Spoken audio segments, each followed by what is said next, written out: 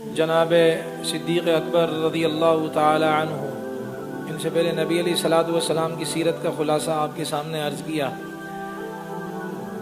پھر حضرت ابو بکر صدیق رضی اللہ عنہ کی شخصیت کے بارے میں اور ان کے زمانہ خلافت کے فتنوں اور جنگوں کے متعلق بات آپ کے سامنے آئی۔ اب ان کے بعد حضرت عمر فاروق رضی اللہ تعالی عنہ وہ خلیفہ بنے، یہ خلیفہ ثانی ان کو کہا جاتا ہے، مسند خلافت پر بیٹھے۔ کچھ ان کے بارے میں گزشتہ جمعے بات آئی تھی، کچھ مزید کہ حضرت ابو بکر صدیق رضی اللہ تعالی عنہ نے ان کو اپنا نائب بنایا، جن کو خلیفہ کہا جاتا ہے عربی کے اندر، اور اچھا جان نشین ان کو کہا جاتا ہے۔ جب یہ خلافت پر مسند خلافت پر جلوہ افروز ہوئے، اور ظاہر بات ہے ان کی بڑی فضیلتیں آتی ہیں احادیث مبارکہ کے اندر، اور پھر اسماء رجال کی جو کتابیں ہیں اس میں تو حضرت عمر رضی اللہ تعالی عنہ کے بارے میں بہت کچھ لکھا گیا ہے، ان کی زندگی کے اوپر بھی اہل تاریخ نے بھی لکھا ہے۔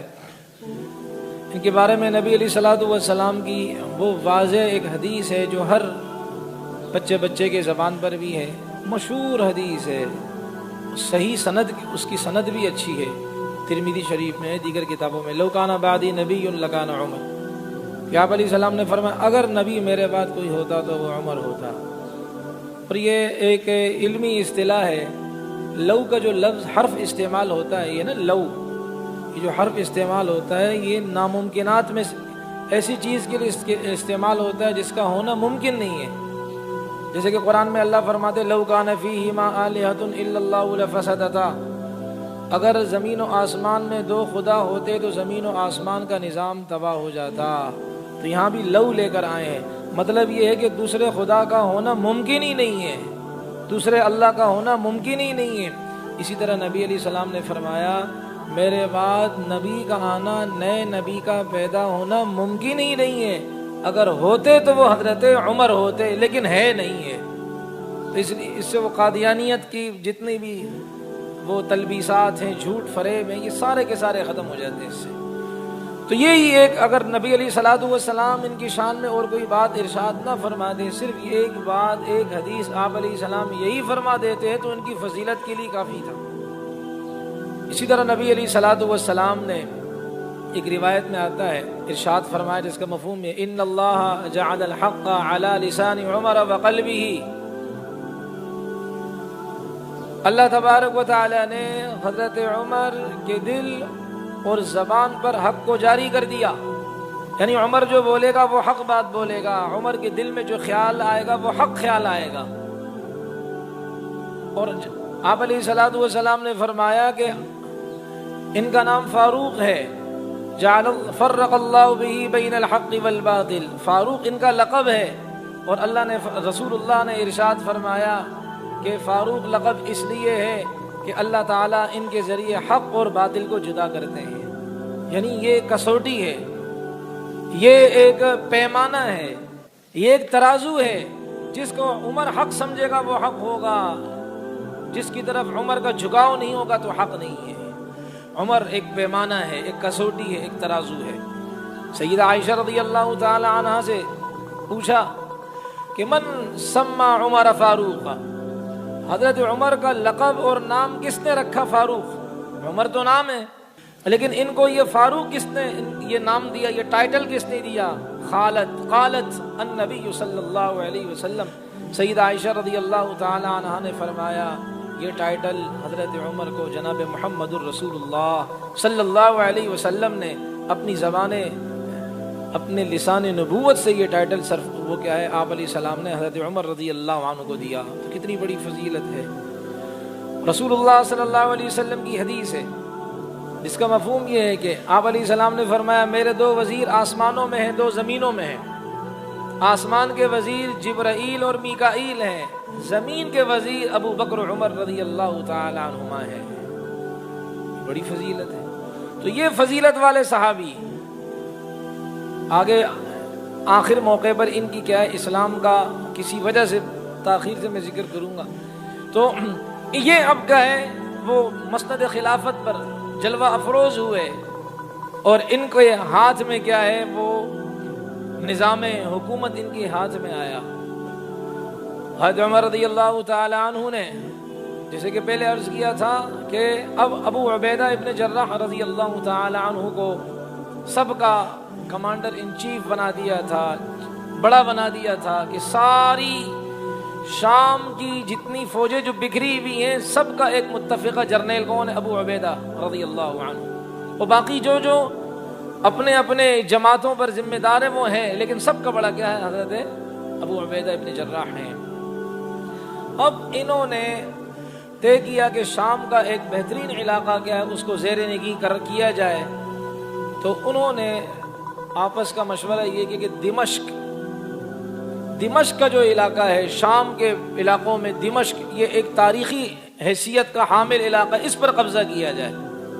جب اس پر قبضہ کریں گے تو پورا شام انشاءاللہ مسلمانوں کے ہاتھ میں آئے گا. پہلے دمشق جو ایک بڑا کیا ہے مرکزی حیثیت کا حامل ہے اس پر قبضہ کیا جائے. اور دمشق کی اس کی تاریخ کے بارے میں آتا ہے یہ دنیا کے اندر بہت ہی پرانا علاقہ اور شہر ہے.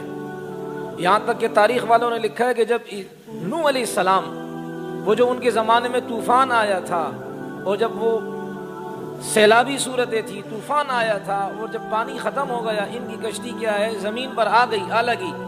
انہوں نے سب سے پہلے جس علاقے کو آباد کیا اس علاقے کا نام دمشق ہے. بعض یہ بھی فرماتے کہ کوئی پیغمبر تھے ان کے غلام کا نام دمشق تھا، اس غلام نے کیا اس شہر کو آباد کیا تو اس لیے اس کا نام دمشق پڑ گیا. اصل لفظ دال کی زیر میم کا زبر شین پر جزم ہے دمشق. دمشق بھی لوگ پڑھتے ہیں لیکن اصل افصح صحیح فصیح ترین لفظ کیا ہے؟ دمشق ہے. اور یہاں انبیاء علیہ السلام اکثریت انبیاء علیہ السلام کی دار الہجرہ ہے. حضرت ابراہیم علیہ السلام وہ چلے بابل سے وہاں عراق سے اور انہوں نے اپنا مسکن اپنا مستقر اپنی جگہ جو بنائی وہ دمشق اس علاقے کو بنائی. اور وہاں ایک پہاڑ ہے تقریباً اکثر نبیوں نے اس پہاڑ کو اپنی دعوت کا مرکز بنایا. وہاں یعنی کہ اس پہاڑی کو وہاں کوئی جگہ تھی اور وہاں آ کر کے انہوں نے اپنا مرکز بنایا، ٹھکانہ بنایا تھا. اور اللہ کی شان یہ ہے کہ انبیاء کی سرزمین دمشق کو شام پورے کو کہا جاتا ہے، دمشق تو اس کا علاقہ ہے، انبیاء کی سرزمین کہا جاتا ہے. اور زیادہ صحابہ بھی ادھر آئے، شہادتیں ہوئی ہیں تو یہ انبیاء کی سرزمین بھی ہے اور صحابہ کی سرزمین بھی اس کو کہہ سکتے ہیں. یہ وہ مبارک زمین ہے جہاں انبیاء کا مبارک وجود دفن ہے. یہ وہ مبارک زمین ہے جہاں صحابہ کرام کا مبارک خون اس زمین کے اوپر گرا اور زمین کو چار چاند لگ گئے. تو وہ یہ دمشق کا علاقہ ہے. تو طے کیا کہ اس پر کیا کیا جائے؟ قبضہ کیا جائے. خالد رضی اللہ تعالی عنہ کو بھی فوج دی ہوئی تھی. اسی طرح حضرت ابو عبیدہ خود بھی کیا ہے کمان سنبھالے ہوئے تھے.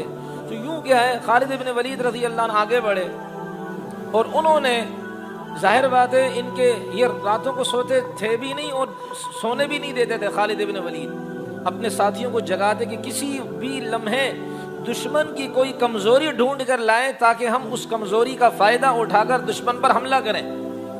تو ان کے ساتھیوں نے کیا ہے اسی طرح کیا ہے وہ دمشق والوں کی کمزوری ڈھونڈی کہ وہاں کا جو بڑا ہے تو وہاں ان کے ہاں کوئی پیدائش ہوئی ہے بچے وغیرہ کی تو وہ خوشی منا رہے ہیں. اور وہ خوشی اس طرح منا رہے ہیں کہ شراب پی رہے ہیں. ظاہر بات ہے جب انسان شراب پیتا تو اگلا کام آپ جانتے ہیں زنا کرتا ہے. شراب پی رہے ہیں، غلغباڑے کر رہے ہیں، بدمست ہاتھیوں کی طرح ہیں. خالد رضی اللہ عنہ فرمایا یہ ہے موقع. اب کیا ہے انہوں نے فصیل تک پہنچے، وہ جو قلعہ ہوتا ہے اس کی فصیل وہاں تک پہنچے، کمندیں ڈالی، اندر گئے اور پھر کیا ہے اندر کچھ لوگ تھے ان کو بھی قتل کیا. یہ مشرقی علاقے کی طرف، مشرقی سمت کی طرف. اور دروازہ کھولا تو ان کے ساتھی ان کے جو ان کا لشکر تھا ان کے حصے کا ان کی جو باڈی کا حصہ تھا وہ کیا ہے وہ داخل ہوا. حضرت ابو عبیدہ رضی اللہ عنہ کو پتہ نہیں تھا کہ خالد ابن ولید رضی اللہ عنہ وہاں سے داخل ہوئے اور تہتیغ کر رہے ہیں. مسلمانوں میں عدل دیکھیں، مسلمانوں کا انصاف دیکھیں، وہ آخر میں نتیجہ نکلے گا. اب یہ یہاں سے ابو عبیدہ رضی اللہ عنہ داخل ہوئے اپنی طرف سے، ان کو پتہ نہیں کہ خالد ابن ولید وہاں سے تشریف لائے ہیں. تو خالد ابن ولید نے تو کوئی صلح نہیں کی نا، وہ تو اندر انہوں نے حملہ کیا ہے. حملہ کر کر اب کیا ہے مار رہے ہیں، اور وہ بھی جیسے جیسے سنبھل رہے تو وہ بھی لڑائی کے لیے آ رہے تھے. تو دیکھیں صلح نہیں کیے. اور یاد رکھیں صلح میں شرطیں طے ہوتی ہیں. جب انسان صلح کرتا ہے، صلح کب کرتا ہے؟ جب کسی شرط پر آتے ہیں نا کہ بھائی ہم دونوں صلح کرتے ہیں، یہ شرطیں ہماری، جنگ نہیں کرتے. اور جنگ میں صلح نہیں ہوتی، جنگ تو جنگ ہوتی ہے. تو خالد ابن ولید رضی اللہ عنہ وہاں سے آئے اور وہ لڑ رہے تھے. تو تقریباً آدھا دمشق تو اس طرح انہوں نے کیا کیا، فتح کیا. جب آگے آئے تو یہاں سے ابو عبیدہ نکل چکے تھے، دوسرے کیا قلعے کے دوسرے دروازے سے. اور یہ کیا انہوں نے شہر والوں نے فوراً بھاگے ان کے پاس گئے اور کہا جی ہم آپ سے صلح کرتے ہیں. تو جی صلح کر لی. اب آدھا خالد ابن ولید رضی اللہ عنہ جنگ کے ذریعے سے فتح کیا.